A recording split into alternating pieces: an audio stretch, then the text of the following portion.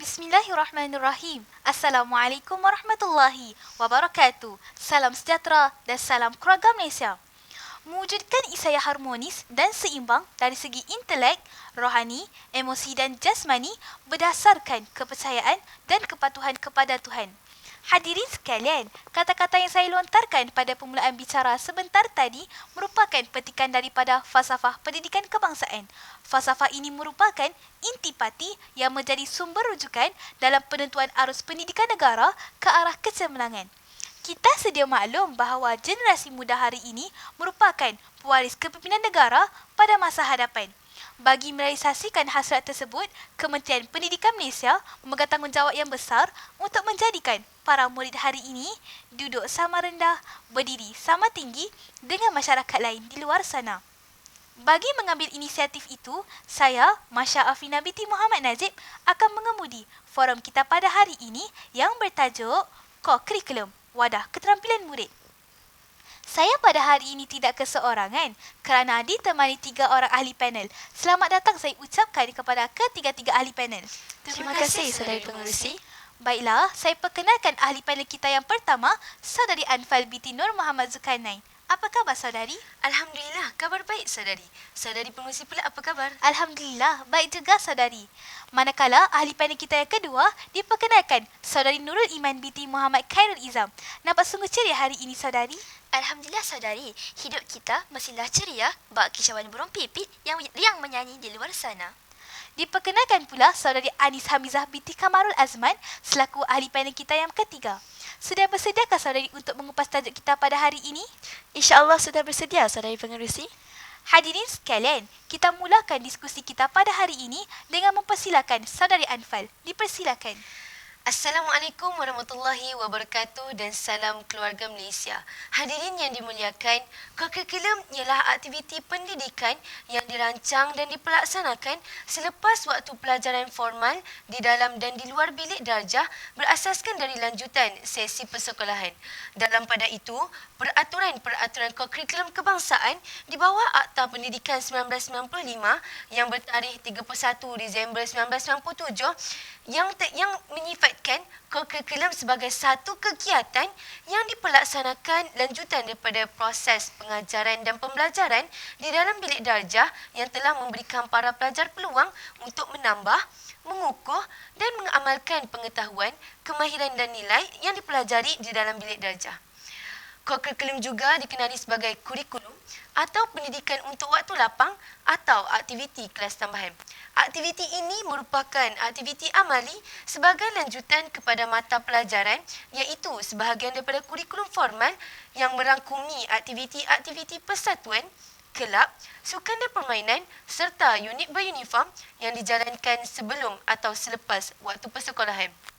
Sesungguhnya, aktiviti curriculum memainkan peranan Sesungguhnya, aktiviti curriculum memberikan impak yang positif kepada setiap murid dalam mendepani arus globalisasi yang kian mencabar kini. Sekian daripada saya, kembali kepada Saudari Pengerusi. Terima kasih saudari.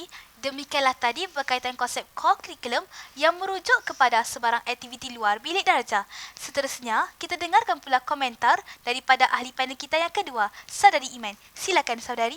Terima kasih Saudari Pengerusi, rakan-rakan panel dan seterusnya hadirin yang dikasihi sekalian. Assalamualaikum warahmatullahi wabarakatuh dan salam apresiasi buat semua. Apabila membicarakan perihal core curriculum memberikan impak yang amat penting dalam aspek keterampilan murid, lebih-lebih lagi dalam aspek komunikasi murid. Umum mengetahui sistem pendidikan pada masa kini yang bertuncangkan aspek holistik meletakkan komunikasi sebagai satu bekalan penting bagi membentuk diri murid yang lebih berwibawa. Memetik kata-kata dari pensyarah Universiti Pendidikan Sultan Idris iaitu Profesor Ratu Mutia Lela dalam karya ilmiah beliau Komunikasi dalam Kehidupan. Ini menunjukkan betapa pentingnya aspek komunikasi dalam meloncakkan satu langkah kejayaan murid dalam kehidupan. Saudari Pengerusi, mengambil contoh langkah kanan Kementerian Pendidikan Malaysia yang menjalankan pelbagai pertandingan ko-akademik dari peringkat daerah, negeri, kebangsaan sehinggalah ke peringkat antarabangsa. Antara contoh pertandingan yang diadakan adalah seperti bahas, bercerita, pantun, puisi dan lagu serta forum remaja. Rakan-rakan panel, forum remaja pada sekarang ini merupakan antara salah satu langkah bagi kita untuk mengasah kemahiran insaniah iaitu kemahiran berkomunikasi yang amat penting apabila kita melangkah ke dunia luar kelak. Kemahiran inilah yang menjadikan murid sebagai pengacara majlis dalam majlis rasmi sekolah serta melancarkan segala aktiviti yang diadakan oleh pihak sekolah dengan adanya komunikasi yang berkesan. Sudah terang lagi bersuluh ya hadirin betapa pentingnya aspek core kurikulum dalam membentuk keterampilan diri murid yang berwibawa. Setakat ini dulu daripada saya, kembali kepada saudari pengerusi. Terima kasih saudari. Tertarik dengan contoh-contoh kejayaan murid yang dibawakan oleh saudari Iman sebentar tadi, memberikan gambaran kepada kita semua bahawa core kurikulum menonjolkan komunikasi murid dan seterusnya mengasah keterampilan murid ke arah yang lebih cemerlang. Seterusnya, kita dengarkan pula pandangan daripada ahli panel kita yang ketiga, saudari Anis. Dipersilakan. Assalamualaikum dan salam sejahtera. Terima kasih saudari pengerusi, rakan-rakan panel dan hadirin yang dirahmati Allah Subhanahu wa taala. Disoroti kepimpinan Rasulullah sallallahu alaihi wasallam dan para sahabat, didapati bahawa falsafah kepimpinan ialah berteraskan tauhid atau keesaan kepada Allah Subhanahu wa taala. Di sini, kita boleh lihat betapa pentingnya aspek kepimpinan dari zaman Nabi hingga kini sehinggakan segala peringkat operasional kepimpinan harus difahami. Oleh itu, saudari pengerusi, bagaimanakah aspek kepimpinan ini dapat dibentuk dalam kalangan para pelajar yang merupakan galang ganti pewaris generasi kepimpinan negara? Hadirin, seseorang murid yang melibatkan diri dalam segala aktiviti co-kurikulum secara tidak langsung dapat membentuk keterampilan kepimpinan dalam diri mereka. Kepimpinan ini dibentuk apabila mereka menggalas amanah dalam setiap organisasi penglibatan mereka. Sebagai contoh, keterampilan kepimpinan terhadap seorang pengerusi Persatuan Bahasa Melayu dapat kita perhatikan apabila dia sentiasa memastikan segala perancangan aktiviti berjalan dengan lancar untuk setiap ahlinya. Hal ini seiring dengan hasrat anjakan ketiga Pelan Pembangunan Pendidikan Malaysia 2013 hingga 2025 untuk melahirkan rakyat yang menghayati nilai dan menekankan pembangunan holistik dengan mengukuhkan keperluan penyertaan murid dalam aktiviti core kurikulum dan memberi impak besar dalam keterampilan kepimpinan mereka. Contohnya saudari pengerusi, penyertaan Kelab Inovasi Sekolah Menengah Agama Daeratul Ma'arifi Wataniah 2 Pulau Pinang dalam pertandingan EPTEX di Thailand dengan membawa pulang 1 pingat emas.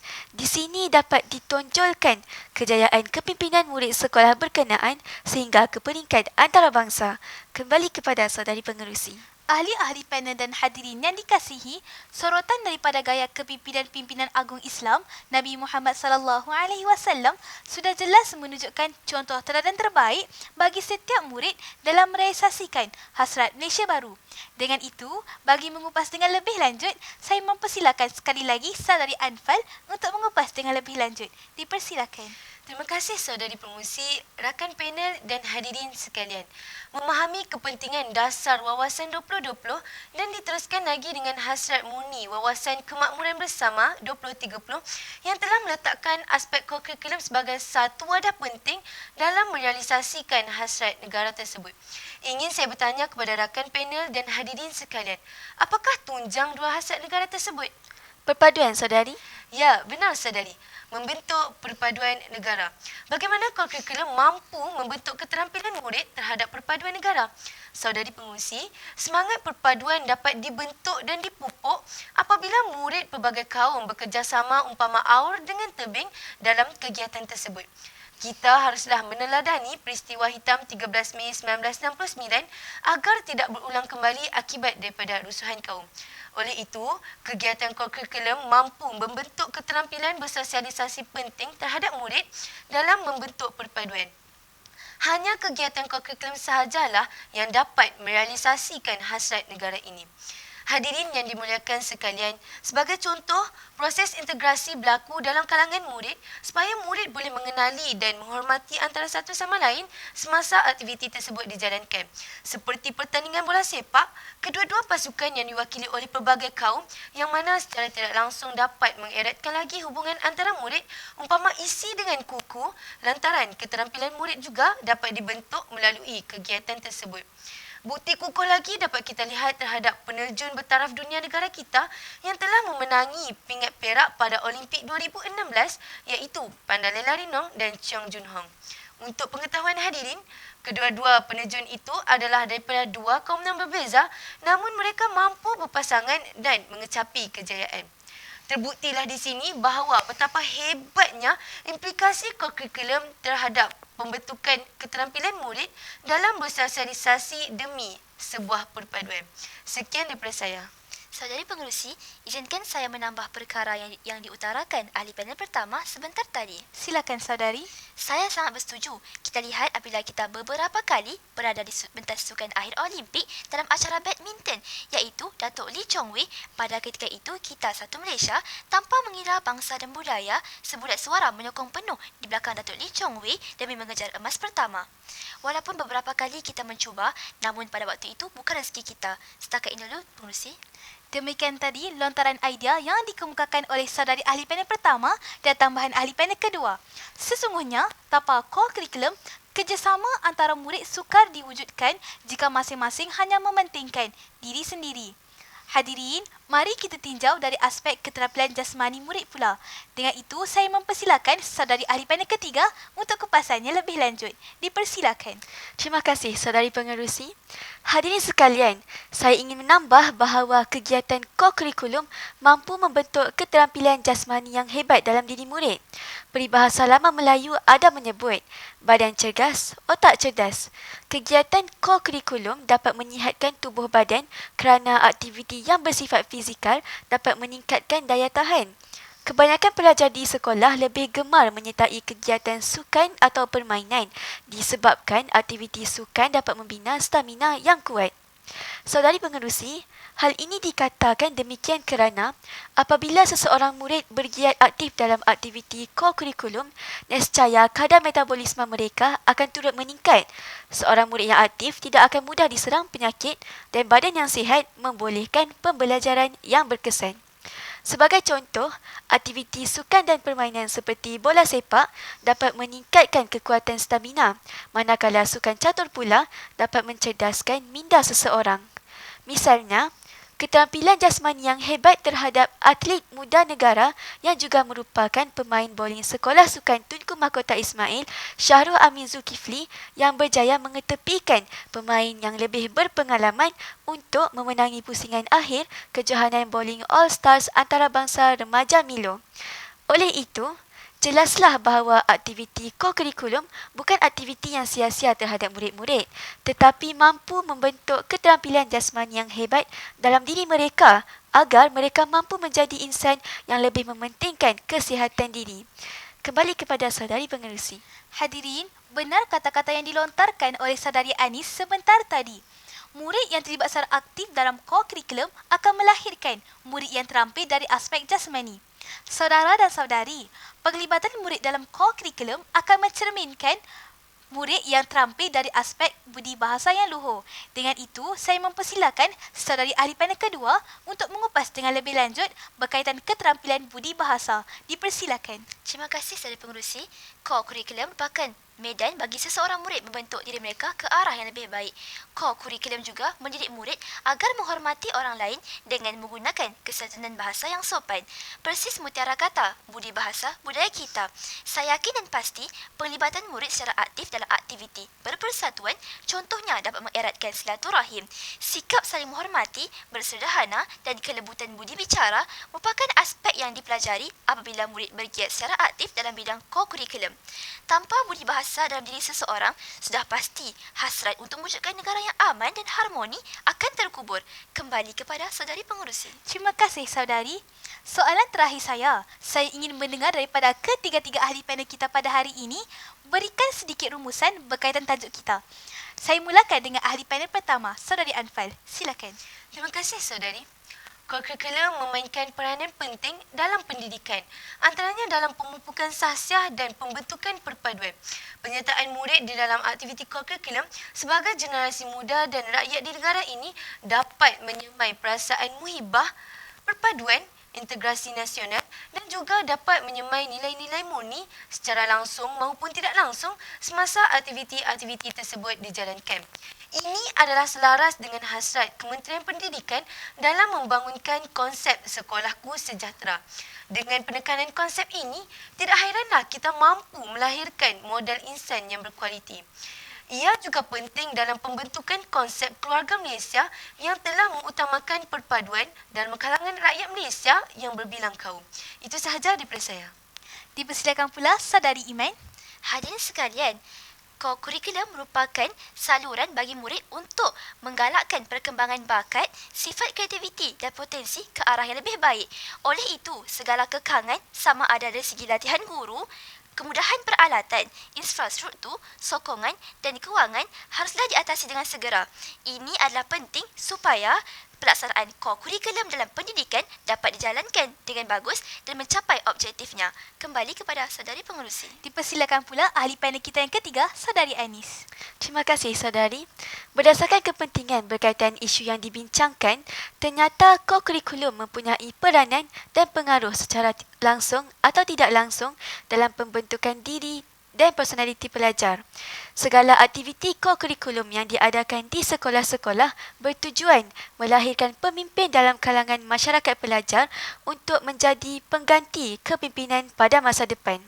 Kurikulum juga dilihat sebagai satu konsepsi, orientasi dan bayangan yang hendak dicapai melalui program pendidikan.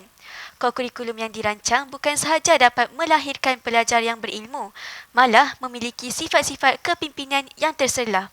Semua ini menunjukkan bahawa aktiviti kurikulum diharapkan dapat melahirkan personaliti pemimpin dalam diri pelajar.